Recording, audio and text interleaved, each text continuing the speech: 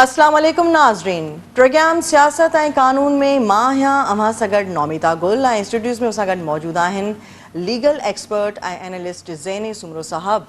अस्सलाम वालेकुम ज़ैन साहब, कहिड़ा हाल आहिनि? ठीकु आहियो? नाज़रीन, इन प्रोग्राम में असां जेके समूरे हफ़्ते जा जेके अहम इशूज़ हूंदा आहिनि उन्हनि ते ॻाल्हि ॿोल कंदा आहियूं ऐं ॼाणण जी कोशिशि कंदा आहियूं त उन्हनि जो बैकग्राउंड छा आहे। ज़ैन, शुरूआति कंदासीं PTI जे अॻवान शहबाज़ गिल जे हवाले सां। उन्हनि खे आशूरा वारे ॾियारे ते गिरफ़्तार कयो वियो, जॾहिं ते फवाद चौधरी जो चवणु हो त शहबाज़ गिल खे अगवा कयो वियो आहे। जेके शहबाज़ गिल खे गाॾी मां लाहे रहिया हुआ उहे सादनि कपिड़नि में हुया। छा मामिलो आहे, छो हिन खे गिरफ़्तार कयो वियो आहे? ॾिसो, फवाद चौधरी साहब पाण हिकिड़ो वकील आहे ऐं अगरि फवाद चौधरी साहब जे वात खां इहा ॻाल्हि असां ॿुधूं कि उन वारंट जे बग़ैर गिरफ़्तार कयो वियो आहे त उहा हैरतनाक आहे मुंहिंजे लाइ। ऐं इहो हिकिड़ो इंटेलेक्चुअल डिसऑनेस्टी जो मुज़ाहिरो आहे, छो त वारंट जी त मिसकंसेप्शन असांजी सोसाइटी में हूअं ई आहे। जेके ऑफेंसिस हूंदा आहिनि, जराइम हूंदा आहिनि, उहे ॿ तरीक़े जा हूंदा आहिनि। हिकिड़ा कॉग्निज़ेबल ऑफेंसिस हूंदा आहिनि ऐं हिकिड़ा नॉन कॉग्निज़ेबल ऑफेंसिस हूंदा आहिनि। उहो असांजे क्रिमिनल प्रोसीजर कोड में इन डिटेल शेड्यूल 2 में ॾिनल आहे कहिड़ा ऑफेंसिस ऐं जुर्म कॉग्निज़ेबल आहिनि, कहिड़ा नॉन कॉग्निज़ेबल। हाणे इन्हनि ॿिनि में छा फ़र्क़ु आहे? नॉन कॉग्निज़ेबल जराइम उहे आहिनि जंहिंमें पुलिस खे कोर्ट खां, जेका मैजिस्ट्रियल कोर्ट आहे, उन खां परमिशन खपंदी आहे कि असांखे ही एविडेंस आहे, असां अरेस्ट कयूं या न कयूं। ठीकु आहे, उहे नॉर्मली नॉन कॉग्निज़ेबल ऑफेंसिस उहे हूंदा आहिनि जेके हिकिड़ी नॉर्मल नेचर जा ऑफेंसिस आहिनि ऐं उहे वॾा जुर्म न आहिनि। ठीकु आहे, ॿी कैटेगरी आहे कॉग्निज़ेबल ऑफेंसिस, उहे वॾा जुर्म हूंदा आहिनि। उन में पुलिस पाण डायरेक्टली FIR दर्ज करे अरेस्ट करे सघे थी। ठीकु, उन में कंहिं वारंट जी ज़रूरत न हूंदी आहे। त इहा ॻाल्हि फवाद चौधरी अगरि करे थो त उहा कूड़ ॻाल्हाए थो, सिर्फ़ु पब्लिक अटेंशन लाइ कि बग़ैर वारंट जे अरेस्ट कयो वियो। छो त शहबाज़ गिल ते जेको एलिगेशन आहे, जेको हुन ऑफेंस कयो आहे, जेको जुर्म कयो, उहो सेक्शन 124A PPC में जुर्म कयो आहे। जेको हुनजे मथां एलिगेशन आहे उहो 124A PPC इहो चए थो कि वर्बली या रिटन या वरी थ्रू एनी विजुअल रिप्रेजेंटेशन तव्हां अवाम में डिसलॉयल्टी इंसाइट कयो था against state, federal government, provincial government. ठीकु आहे, ऐं इहो शहबाज़ गिल जी तकरीर मां क्लियरली साबित आहे। ठीकु आहे, त हाणे फवाद चौधरी जो इहो चवणु कि हुनखे ग़लति अगवा कयो आहे, अगवा त न कयो आहे, पुलिस खे बिल्कुलु अथॉरिटी आहे। CCTV फुटेज में बि ॾेखारिजे पियो सभु कुझु, ऐं हुननि अॻिले ॾींहुं FIR कटे मैजिस्ट्रेट वटि प्रोड्यूस कयो आहे। ठीकु आहे, अगवा त तव्हांजे दौर में जर्नलिस्ट थींदा हुया। तव्हां मतियुल्ला जान सां छा कयो, तव्हां असद तूर सां छा कयो, तव्हां जंग ग्रुप जे जेको CEO आहे उनखे 3 साल पुराणे केस में सिर्फ़ु सियासी इंतकाम वठण लाइ तव्हां नैब जे केस में हुनखे अंदरि रखियो। तव्हां पीका जो अहिड़ो कानून खणी आयो जंहिंमें कंहिंखे क्रिटिसाइज़ करण जी जुर्म करार ॾिनो वियो ऐं उन्हनि में जेल बि तव्हां विधी। सभु कम त तव्हां पाण कया। तव्हां राना सनावला जी बेशक गाॾी, उहो बेशक क्रिमिनल हूंदो अगरि तव्हांजी ॻाल्हि मञी बि वठूं 100%, लेकिन तव्हां कंहिंखे ड्यू प्रोसेस डिनाए नथा करे सघो। तव्हां सियासी इंतकाम लाइ हुन जी गाॾी में 15 किलो चर्स विधी, राना सनावला जी गाॾी। तव्हां हर उहो कमु कयो जेको न करणु खपे। सही सही। ऐं अफ़सोस इहो आहे, अॼु अगरि नून लीग जी गवर्नमेंट करे थी, अफ़सोस इहो आहे कि इहो सिलसिलो तव्हां शुरू कयो ऐं तव्हां पंहिंजे पाण खे वॾो पारसा सम्झंदा हो, मसीहा सम्झंदा हो, त तव्हांजी जॾहिं हुकूमत ईंदी, अफ़सोस इहो आहे तव्हां बि इहो कंदव। तव्हां इहो न चवंदव कि will be the better persons. असां सही मिसाल हाणे क़ाइमु कंदासीं, कंहिंखे असां सियासी इंतकाम में न रगड़ंदासीं, कंहिंखे असां जेको आहे कानून ऐं ज़ाब्ते ऐं आइन जे ख़िलाफ़ ऐं जेके असां वटि डिस्क्रेशनरी पावर्स आहिनि ऐं जेके उहे सिचुएशन्स आहिनि which are not envisaged by law, उन्हनि सभिनि सिचुएशन जो फ़ाइदो वठी असां कंहिंजे अगेंस्ट डिस्क्रिमिनेशन न कंदासीं ऐं पावर जो इस्तेमालु न कंदासीं, पोइ असां मञंदासीं कि तव्हां तब्दीली आणंदो। लेकिन अफ़सोस इहो आहे, तव्हां जॾहिं इक़्तिदार में ईंदव, जॾहिं PTI अगरि ईंदी अॻिते, उहो बि इहो ई कमु कंदी। बिल्कुलु ऐं PTI पंहिंजे पोएं दौर में बि इहो कयो आहे त they have added fuel to this system. ठीकु आहे, उन्हनि जो पूरो हथु आहे, उन्हनि ईंधन विधो आहे इन सॼे सिस्टम में। त अॼु उन सिस्टम में अगरि शहबाज़ गिल अरेस्ट थिए थो, नॉर्मली जीअं हर माण्हू थींदो आहे, पुलिस ईअं ई खणंदी आहे, तव्हां को आसमान त न लही आया हो। ठीकु आहे न, असां बि जॾहिं वकीलूं असां कोर्ट में रड़ियूं कंदा आहियूं कि हे माण्हू हिन केस में सिर्फ़ु हिन इंतकामी तौर ते इम्प्लिकेट कयो वियो आहे, त कोर्ट चवंदी आहे ठीकु आहे, तव्हां पंहिंजो प्रोसेस हलायो, तव्हां due through process through law जेके तव्हां वटि रेमेडीज़ अवेलेबल आहिनि, तव्हां हुन क्लाइंट खे रिलीफ वठी ॾियो। ठीकु आहे, बाक़ी ईअं त असां न चवंदा आहियूं कि इहो अगवा कयो आहे या कुझु बि कयो। जॾहिं आम माण्हू लाइ इहो कानून आहे त तव्हां लाइ बि इहो आहे। बिल्कुलु ईअं आहे। शेरी मज़ारी साहिबा ते FIR थी त हाई कोर्ट खे त कोई अख़्तियार न हुयो कि पहिरें ॾींहुं उहा FIR तव्हां ख़तमु करे छॾी। ठीकु आहे, या उन जी धीउ ते थी त कोई अख़्तियार न हो कि या त तव्हां आम माण्हू खे बि उहा रेमेडी ॾियो। जॾहिं आम माण्हू खे तव्हां हाई कोर्ट में आम माण्हू वेंदो आहे कंहिं FIR जे ख़िलाफ़ कि FIR में मूंखे ग़लति इम्प्लिकेट कयो आहे, मूंखां बदिलाउ वठण लाइ, त हाई कोर्ट चवंदी आहे U have an alternate remedy, तव्हां वटि ॿी रेमेडी आहे, तव्हां ट्रायल कोर्ट में केस हलायो, असां वटि छो आया हो, असां कॉन्स्टिट्यूशनल कोर्ट आहियूं, असांखे इहो चई करे असांजी पिटिशन वापसि करे छॾंदा आहिनि। सही, छो त उहो ग़रीब माण्हू आहे। ऐं जॾहिं को पावरफुल माण्हू हाई कोर्ट वञे त हाई कोर्ट जो इस्लामाबाद हाई कोर्ट जज साहिब हुननि जी FIR ई क्वैश करे छॾी। इहो मूंखे मंतक सम्झ में नथी अचे। ऐं फवाद चौधरी साहब अगरि एॾो इंटाइटल्ड आहे, ठीकु आहे, and he is a son of a better God, त पोइ त ठीकु आहे। जेको PTI सां रवैयो थिए थो, शहबाज़ गिल साहब जो अॼु 2 ॾींहं जो रिमांड पहिरें ॾींहं ते मिलियो, 2 ॾींहंनि जे रिमांड खां पोइ अॼु मैजिस्ट्रेट रिमांड रिजेक्ट करे छॾियो। रिमांड पुलिस रिमांड इहो हूंदो आहे कि पुलिस चवंदी आहे असांखे हे माण्हू इन्वेस्टिगेशन लाइ खपे, त पोइ उहो पुलिस कस्टडी में हूंदो आहे। बिल्कुलु ईअं। ऐं जॾहिं कोर्ट इहो महसूसु कंदी आहे इन्वेस्टिगेशन जी ज़रूरत ई न आहे, त पोइ जेल कस्टडी मोकिले छॾंदी आहे, जंहिंखां पोइ बेल वठणु आसान थी वेंदी आहे। जेल में ऑब्वियसली सहूलियतूं वधीक हूंदियूं आहिनि। त आम चोरी जे इल्ज़ाम में बि बिल्कुलु आम नॉर्मल कैटेगरी जे ऑफेंस में तव्हां 14 ॾींहं जो रिमांड ॾींदा पुलिस खे, एटलीस्ट 7 ॾींहंनि जो त ॾींदा ई ॾींदा कि पुलिस इन्वेस्टिगेशन करे। हे सेडिशन जो केस हुयो, most high profile case of this country, तव्हां हुन में 2 ॾींहं जो रिमांड ॾिनो आहे पुलिस खे। सही था चओ, सही। 2 ॾींहं लाइ बसि पुलिस इन्वेस्टिगेट करे, बसि ठीकु आहे, ख़तमु। इहे केरु माण्हू आहिनि जेके जुडिशरी सां मिली करे PTI खे जेको आहे हिकिड़ो फेवर ॾियनि था, PTI खे हिकिड़ी प्रेस्टिजियस पोज़ीशन में रखी वेठा आहिनि, या त लेवल प्लेइंग फील्ड ॾियो सभिनि पार्टीज़ खे। हिकिड़ी मैजिस्ट्रेट जी त ज़रूरत न आहे कि तव्हां 2 ॾींहं जो रिमांड ॾे, सिर्फ़ु नॉर्मल रूटीन में 7 खां 14 ॾींहं जो रिमांड एक्सटेंड करे छॾंदो आहे। तव्हां हिकिड़े एॾे वॾे केस में मैजिस्ट्रेट साहब 2 ॾींहं जो रिमांड ॾेई हुनखे जेल कस्टडी शहबाज़ गिल खे तव्हां करे छॾियो, त साफ़ नज़र थो अचे कि आम माण्हू लाइ, आम पार्टीज़ लाइ कानून ॿियो आहे ऐं PTI लाइ कानून इंसाफ़ ॿियो आहे। बिल्कुलु ईअं आहे, बिल्कुलु ईअं आहे। इन कानून जे तराज़ू में फ़र्क़ु आहे। ठीकु आहे, त फवाद चौधरी साहब जी के स्टेटमेंट सां मां एग्री न कंदुमि। उहे पॉलिटिकल हिकिड़ी गिमिक्स आहिनि, कलाबाज़ियूं आहिनि अवाम खे अट्रैक्ट करण जूं, ऐं उनखां वधीक उनजी कोई कानूनी हैसियत न आहे। ठीकु, ठीकु।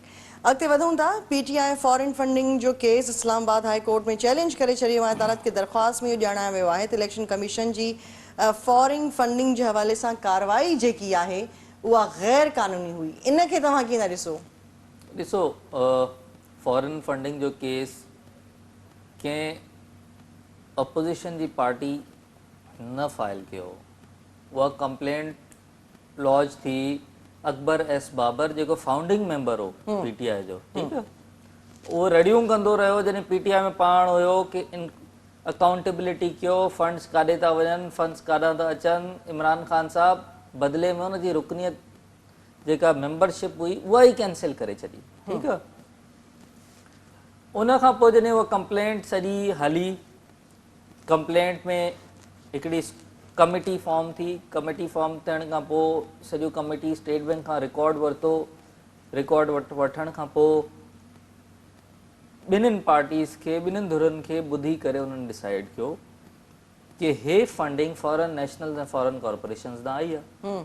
ठीकु आहे, जॾहिं इहो डिसाइड थी वियो त इलेक्शन कमीशन हिकिड़ी त इहा डायरेक्शन ॾिनी कि असां रूल 6 जे तहत इहे फंड ज़ब्त करण लाइ शो कॉज़ ॾियूं था। ठीकु, ॿी इहा डायरेक्शन ॾिनी कि if there is any other action under the law that should be taken by the election commission of Pakistan.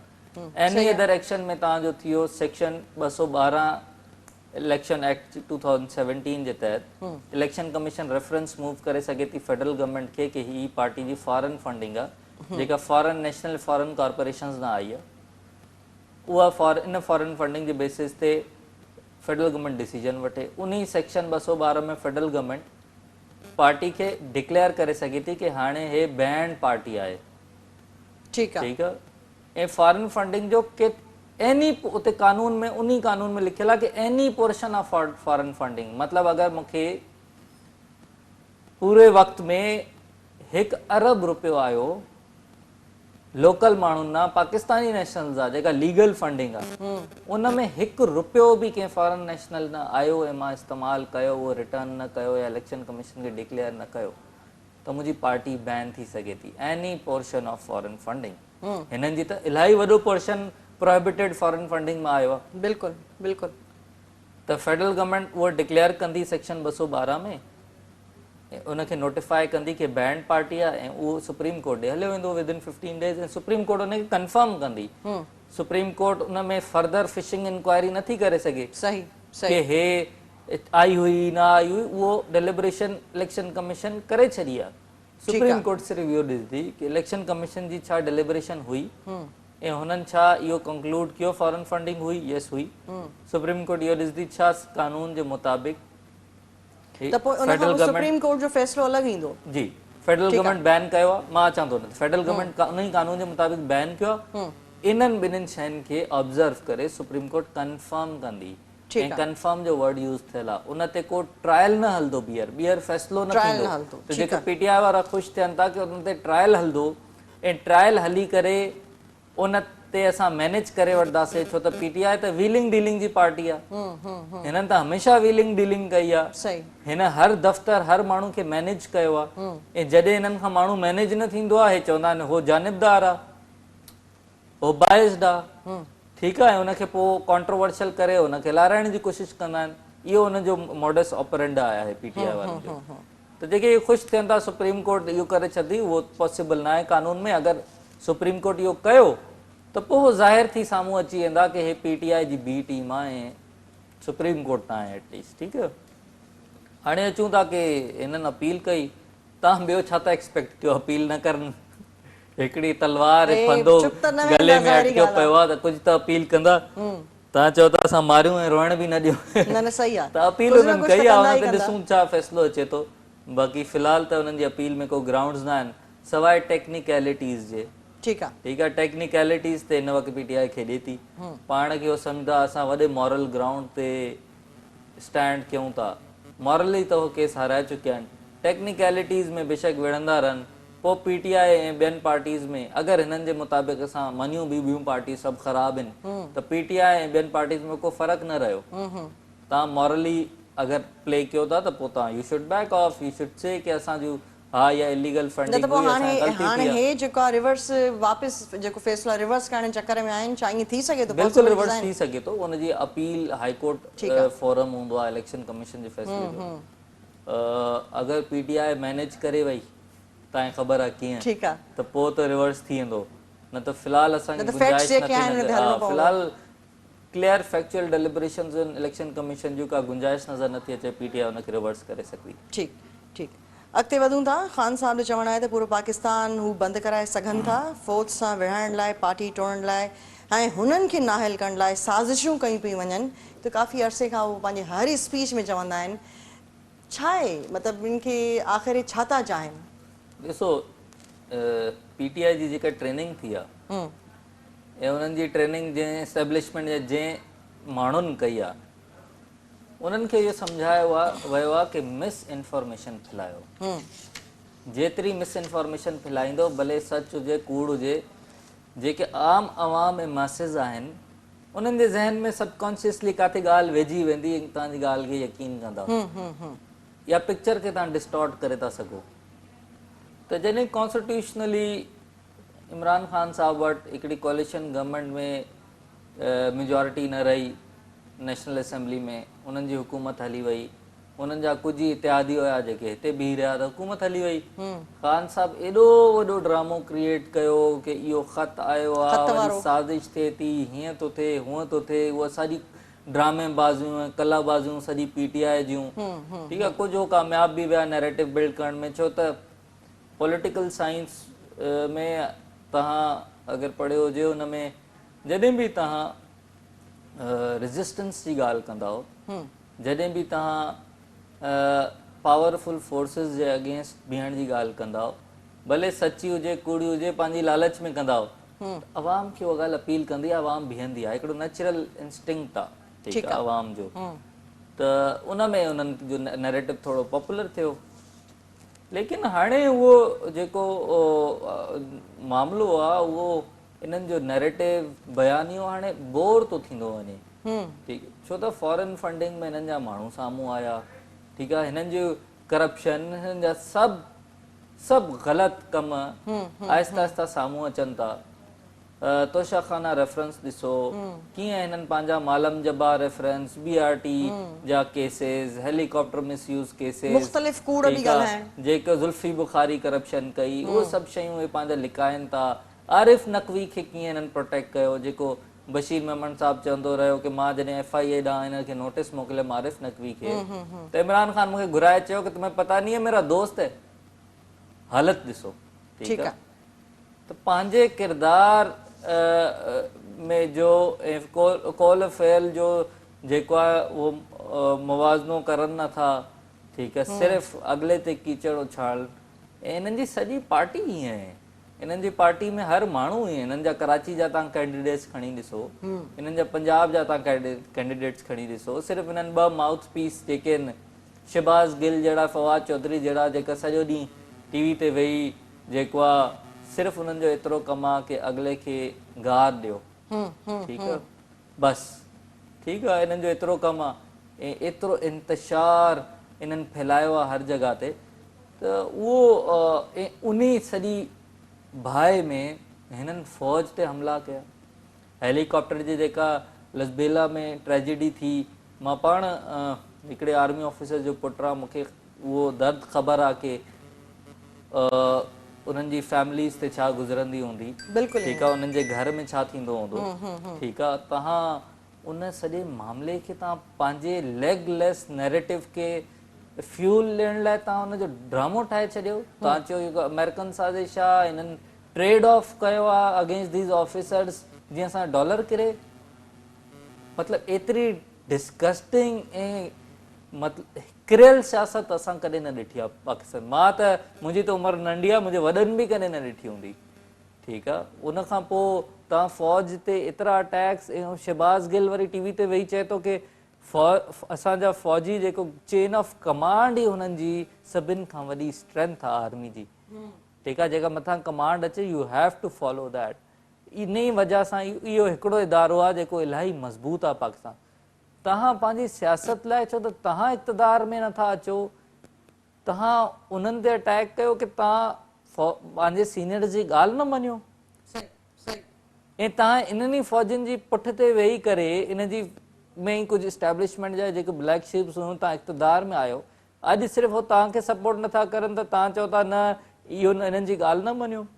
ऐं सिर्फ़ु इहो फ़ौजियुनि जे ख़िलाफ़ु या इस्टेब्लिशमेंट जे ख़िलाफ़ु या स्टेट जे ख़िलाफ़ु इन करे तव्हां रेज़िस्टेंस कयो था। इख़्तिलाफ़ असांजो इहो आहे ख़ान साहब सां कि तव्हांजी जेका रेज़िस्टेंस आहे अगेंस्ट इस्टेब्लिशमेंट, उहा सिर्फ़ु उन वक़्तु ताईं आहे जेसि ताईं तव्हांखे ऑफर न अचे, ठीकु आहे, तव्हां असां सां मिली इक़्तिदार ठाहियो या असां तव्हांखे हेल्प कयूं था, बसि, ठीकु, उन ॾींहुं ताईं। ईअं न आहे कि हो हिकिड़ी अक्रॉस द बोर्ड रेज़िस्टेंस आहे कि इन एनी सर्कमस्टेंसिस मां पावर में अचां या न अचां, तव्हांजो कोई रोल न आहे। अगरि इहो स्टैंड हुजे त असां बि सपोर्ट कयूं आहे, लेकिन ईअं न आहे की तव्हांखे अगरि सपोर्ट नथा करनि, तव्हां चओ एस्टेब्लिशमेंट न हुजे, उनजो को रोल न हुजे, ऐं जॾहिं तव्हांखे सपोर्ट करनि त तव्हां जेको आहे मथे ते टोपियूं पाए पाड़सा थी वेही रहो कि हाणे त असांजी एक्चुअल डेमोक्रेसी आहे, ईअं न हलंदो। ठीकु आहे, ठीकु आहे। ज़ैन हिते वक़्तु थियो आहे ब्रेक जो। नाज़रीन, प्रोग्राम सियासत ऐं कानून जारी आहे ऐं हिते असां वठूं था हिकिड़ो शॉर्ट कमर्शियल ब्रेक। असां सां गॾु रहिजो।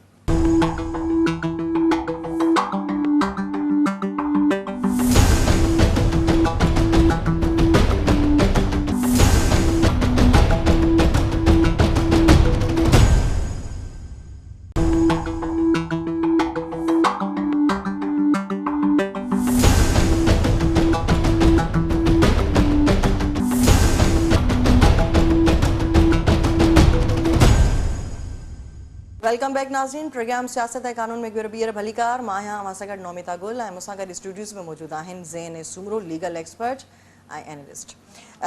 ज़ैन, थोड़ी ॻाल्हि कंदासीं। 11 ऑगस्ट के पाकिस्तान में अक़लियती बिरादरी जे ॾियारे तौरु मल्हायो वेंदो आहे। पाकिस्तान में अक़लियती बिरादरी जा कहिड़ा कानून मौजूदु आहिनि ऐं इहो ॾींहुं मल्हाइण जी ज़रूरत छो पेश आई? ॾिसो नौमिता, पाकिस्तान जॾहिं ठहियो 1947 में, उन खां पोइ पाकिस्तान जो छो त आइन न हुयो, उन time government of India act ई हुयो 1935 जो। त आइन ठाहिण लाइ जॾहिं कोशिशूं हलनि पियूं, जदोजहद हले पई, त सभिनि खां पहिरियों 1949 में ऑब्जेक्टिव रेज़ोल्यूशन आई जेका फर्स्ट कॉन्स्टिट्यूएंट असेंबली हुई ठीकु पाकिस्तान जी। ऑब्जेक्टिव रेज़ोल्यूशन में इहो हिकिड़ो मेजर कंपोनेंट आहे कि जेके असां जूं माइनॉरिटीज़ हूंदियूं उहो पंहिंजो रिलीजन फ्रीली प्रोफेस करे सघंदियूं ऐं प्रैक्टिस करे सघंदियूं। ठीकु आहे, भले हिकिड़ी इस्लामिक प्रिंसिपल्स जी स्टेट हूंदी, उन में डेमोक्रेसी हूंदी, ठीकु आहे, ऐं जेके माइनॉरिटीज़ हूंदियूं उनखे पूरी इजाज़त हूंदी। उन ऑब्जेक्टिव रेज़ोल्यूशन खे 1980s में जेको आहे article 2A constitution of Pakistan जेको 1973 में ठही चुकियो, उन ऑब्जेक्टिव रेज़ोल्यूशन खे हिकिड़ो सब्सटेंटिव पार्ट ठाहियो वियो कि इहो सब्सटेंटिव पार्ट आहे पाकिस्तान जे 1973 जे आइन जो। पहिरियों छो त न हुयो। उहो ठहण खां पोइ ऑलरेडी 1973 वारे कॉन्स्टिट्यूशन में हिकिड़ो ॿियो आर्टिकल बि हो जेको चए पियो कि जेतिरे बि रिलीजन्स आहिनि उन्हनि खे पूरी इजाज़त हूंदी पंहिंजो रिलीजन फ्रीली प्रैक्टिस करनि, न सिर्फ़ु रिलीजन्स पर हर सेक्ट, एनी सेक्ट, ठीकु आहे, इहे उन्हनि खे प्रोटेक्ट कयो वियो वेंदो हर जॻह ते। ऐं ईअं ई असांजो कॉन्स्टिट्यूशन अॻिते चए थो कि हर वॉक ऑफ लाइफ में उहे इक्वल हूंदा। लेकिन बदकिस्मती सां असां इहो ॾिठोसीं कि इस्लामाइज़ेशन खां पोइ 80s खां पोइ कुझु अहिड़ा कानून इनेक्ट कया विया जंहिंमें उहो मिसयूज़ कयो वियो, ठीकु आहे, जीअं ब्लास्फेमी जो कानून आहे। बिल्कुलु उहो कानून सर अखियुनि ते, लेकिन तव्हां बि ॾिठो तारीख़ में इलाही चकर जॾहिं कंहिं माइनॉरिटी जे माण्हू खे दॿायो वेंदो आहे कंहिंजे बि तरफ़ां, त पोइ इल्ज़ाम हयो वेंदो आहे कि हिन गुस्ताखी कई आहे, नाउज़ बिल्ला नबी करीम सल्लल्लाहु अलैहि वसल्लम, ऐं उन कानून जो सहारो वरितो वेंदो आहे। त इहा असांजी उलमा जी बि ज़िम्मेदारी आहे कि इहा अवेयरनेस पंहिंजे प्रॉपर तहक़ीक़ करणु खपे, अवेयरनेस फैलाइनि माण्हुनि में कि असांखे जेतिरो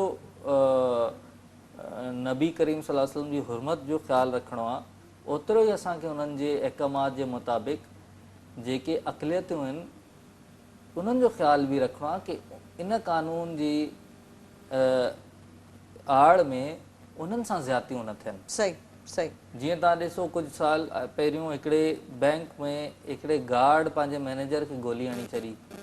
ऑब्वियसली मैनेजर गार्ड जो बॉस हूंदो, का तल्ख़ कलामी थी हूंदी, हुनखे को गुस्सो हूंदो, ठीकु आहे, लेकिन उन गोली हणी जॾहिं ॿाहिरि निकितो त हुन नारो हयो कि हिन गुस्ताखी कई आहे, मां हिनखे मारे छॾियमि। वरी माण्हू गॾु अची विया, नारा हणणु शुरू थिया। बाद में ख़बर पई कि हुन मैनेजर जो हुन सां टसल ऑलरेडी हले पियो, ठीकु आहे। त ईअं ई पाकिस्तान में माइनॉरिटी सां ऐं मंदर साड़नि, ठीकु आहे, छो त हू अक़लियतूं आहिनि त हुननि जा मंदर कंहिं बि ॻाल्हि ते तव्हां सम्झो था तव्हां साड़े छॾंदो। 1947 में जॾहिं असांजी इंडिपेंडेंस थी त तॾहिं असांखे इलाही नुक़सानु इन शक्ल में पियो कि जेके असांजी हिंदू बिरादरी हुई, मां सिंध जी ॻाल्हि कंदुमि, शिकारपुर वॉज अ प्लेस जिते 1935 में 20s में उहो एतिरो एडवांस्ड हुयो कि उते डांस क्लासिस थींदियूं, म्यूज़िक क्लासिस थींदियूं, ठीकु आहे, and it was one of the best planned cities of the sub continent. ऐं जेके भी रिचेस्ट असांजा हिंदू बिज़नेसमैन हुया उहे शिकारपुर में रहंदा हुया, उतां जा रहिशी, ठीकु आहे, उहे सभु इन्ही डिस्क्रिमिनेशन ऐं अब्यूज़ जी वजह सां असांजो मुल्क छॾे हलिया विया। अॼु असां तव्हांजे शहरनि जो हाल ॾिसो त उहे ई बिज़नेसमैन जेके पाकिस्तान में हुया, जेके रिचेस्ट पारसीज़ तव्हां ॾिसो, ठीकु आहे, उहे दुनिया में उन्हनि जा सभिनि खां वॾा बिज़नेसिस ऐं इन्वेस्टमेंट्स आहिनि। उन्हनि हिंदूज़ जूं दुबई में तव्हां इवन यूके में जेको रिचेस्ट हिंदू रिचेस्ट जेको बिज़नेसमैन आहे, one of the richest top 2-3 में, ही इज़ सिंधी हिंदू, ठीकु आहे, who belong to our part before the partition, ठीकु आहे, उहे इन करे हलिया विया छो त तव्हां उन्हनि खे हिकिड़ी सेफ स्पेस न ॾिनी, ठीकु आहे, तव्हांजे इस्लाम जे नाले ते अक़लियतुनि सां ज़ुल्म कया। कराची में तव्हांजा 2 सिनेगॉग्स हूंदा, हिते यहूदी बि रहंदा, पारसी रहंदा, सिख रहंदा, ठीकु आहे, तव्हांजो सॼो इनसिक्योरिटी कायम रही। एग्ज़ैक्टली, कराची तव्हांजो सॼो हिकिड़े यहूदी आर्किटेक्ट ठाहियो आहे, ठीकु आहे, त तव्हां जेको आहे एतिरी वायलेंस इनटॉलरेंस में तव्हांजे मुल्क में कोई न रहंदो, ठीकु आहे, तव्हां पंहिंजो दीन भले प्रैक्टिस कयो, पंहिंजे दीन ते बि अचूं त असां किथे बि नथा बीहूं, असांजो ज़ोर सिर्फ़ु इहो हूंदो आहे कि जेका ॿी बिरादरी आहे उहा किथे तरक़ी न करे वञे, उनखे असां ड्रैग डाउन कयो। ऐं पाकिस्तान इंटरनेशनल इंडेक्स में बि माइनॉरिटीज़ सां जेको रवैयो आहे उन में को ख़ासि पोज़ीशन ते कोन्हे, ठीकु आहे, त उन वजह सां इहो ॾींहुं मल्हाइण सां त मूंखे नथो लॻे कुझु थींदो। असांखे स्ट्रक्चरल रिफॉर्म्स आणणा पवंदा माइनॉरिटीज़ खे सिक्योर करण लाइ, ऐं ख़ासि तौर ते रिस्पॉन्सिबिलिटी असांजे उलमा जी हूंदी कि उहे असांजे मुसलमान भाइरनि खे सेखारनि कि असांखे गॾु रही तरक़ी करणी आहे ऐं अक़लियतुनि जी ओतिरी ई जॻह आहे जेतिरी कि मुसलमान जी जॻह आहे। बिल्कुलु ईअं आहे, ठीकु आहे, त इहा उमेद कयूं था अचण वारे वक़्त में एतिरी एजुकेशन पाकिस्तान में थींदी, ॾिसूं था छा थो थिए। ठीकु, पेमरा पारां पेमरा जी ॻाल्हि कंदासीं। समूरनि टीवी चैनल्स खे नोटिसिस जारी कया विया आहिनि त डिसइंफॉर्मेशन टीवी चैनल्स ते न फैलाई वञे। डिसइंफॉर्मेशन जा कहिड़ा कहिड़ा कानून मौजूदु आहिनि? ॾिसो, सभिनि खां पहिरियों त तव्हांजो पेमरा ऑर्डिनेंस आहे। पेमरा ऑर्डिनेंस में क्लियरली लिखियलु आहे कि तव्हां फॉल्स इंफॉर्मेशन नथा ॾेई सघो ते वेही, ठीकु आहे, ऐं पेमरा अगरि तव्हां ॾींदव त पेमरा हुन ते तव्हांखे शोकॉज़ करे सघे थी, ठीकु आहे, ऐं उनजी नोयत जे हिसाब सां तव्हांजी टीवी चैनल जो लाइसेंस बि कैंसिल थी सघे। उन खां पोइ पेमरा ऑर्डिनेंस जे मुताबिक़ ई 2015 में कोड ऑफ कंडक्ट जेको आहे उहो पेमरा उनखे फ्रेम कयो कि हे चैनल्स जो कोड ऑफ कंडक्ट। ठीकु, कोड ऑफ कंडक्ट में भी क्लियरली लिखियल आहे कि तव्हांखे कंहिं प्रोपेगेंडा, कंहिं मिस इंफॉर्मेशन जो पार्ट न आहे थियणो।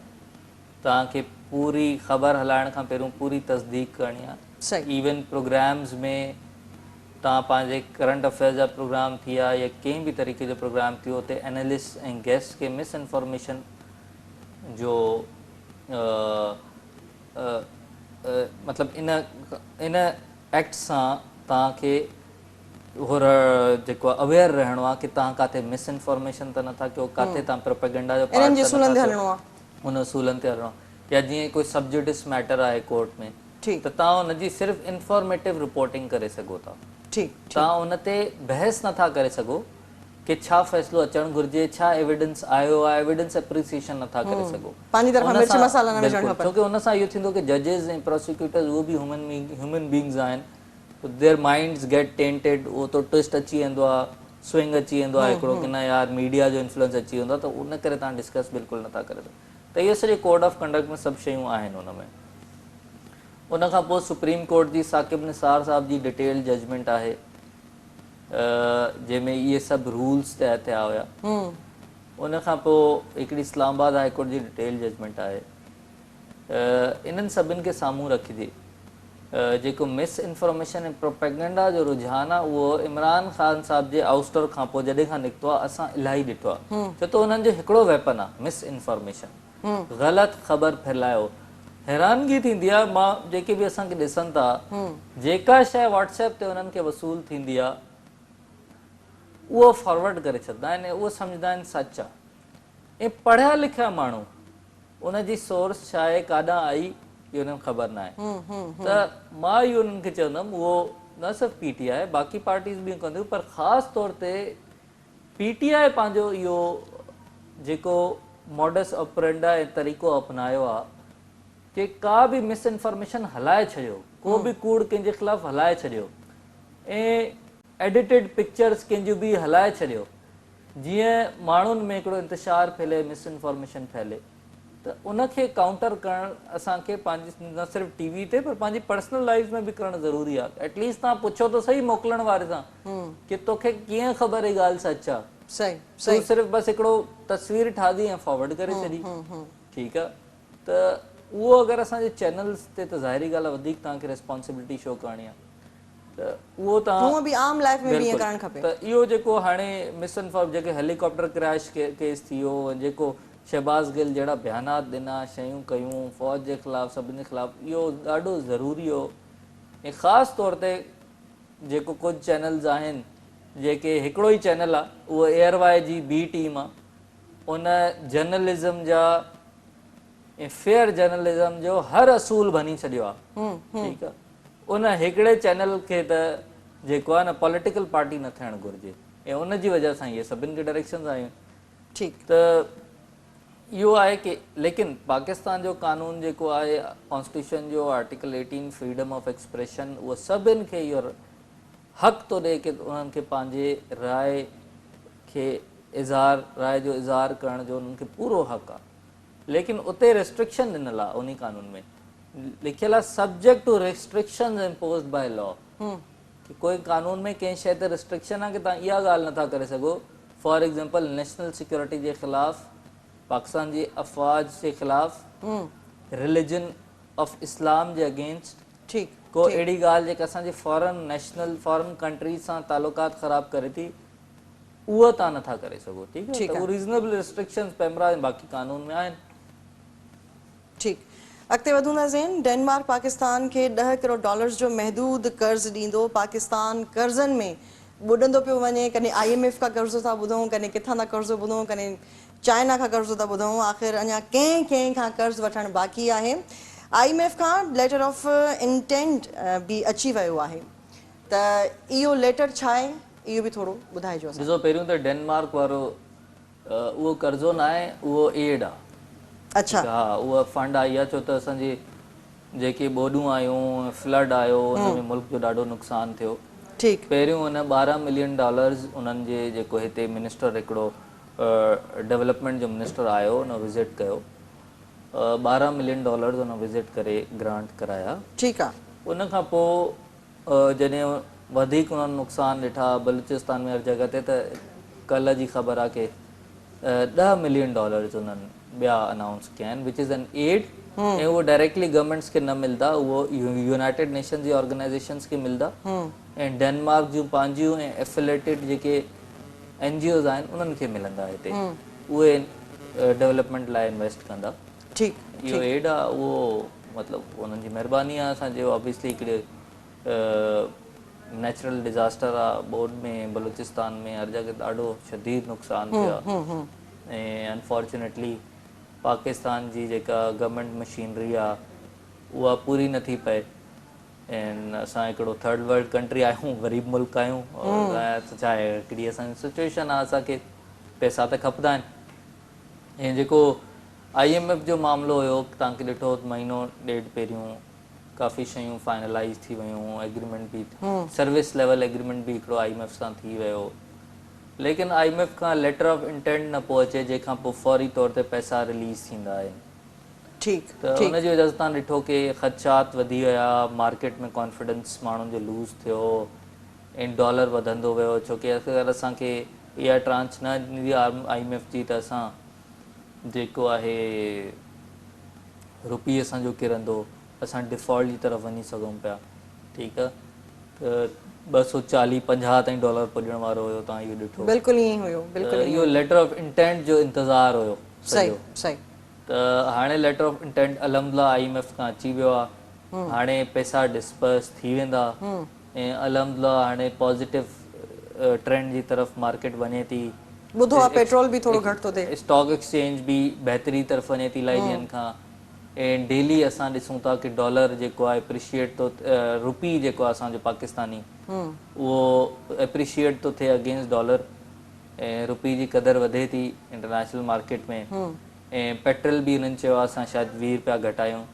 त इहे इलाही पॉज़िटिव ख़बर आहिनि। इन सां तव्हां हिकिड़ी शइ जो अंदाज़ो त हणी था सघो कि नून लीग जी हुकूमत अॻिले इलेक्शन ताईं काथे नथी वञे। ठीकु आहे, ठीकु आहे, इहो त शइ हाणे क्लियर थी वई, ऐं इहा ॻाल्हि PTI खे बि खुटकंदी कि यार हे त हर शइ वापसि स्टेबिलिटी तरफ़ खणी वञनि था। PTI हाणे कोशिशि कंदी कि अञा हालात ख़राब थियनि। ऐं मज़े जी ॻाल्हि तव्हांखे मां ॿुधायां कि PTI वारनि हिकिड़ी फॉरेन लॉबिंग फर्म आहे US में, उते फर्म्स हूंदियूं आहिनि जेके तव्हां लाइ लॉबी कंदियूं, उन्हनि जा कॉन्टेक्ट्स हूंदा आहिनि, तव्हांजा जेतिरा बि पावरफुल माण्हू उन्हनि सां लॉबी करे तव्हांजो मौक़फ़ पुॼाईंदा आहिनि ऐं तव्हांजी पाण में को डील ब्रेक कराईंदा आहिनि।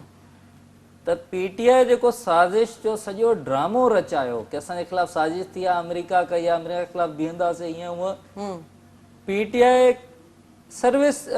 PTI एग्रीमेंट साइन कयो आहे लॉबिंग फर्म सां US में, जेको कल्ह राति 2-3 बजे उहा न्यूज़ ब्रेक थी आहे, उहो एग्रीमेंट बि अची वियो आहे। $25,000 पर मंथ उन्हनि फीस रखी अथऊं कि हे लॉबी कंदा US में जो बाइडन सां तालुकात PTI जा बहाल करणु।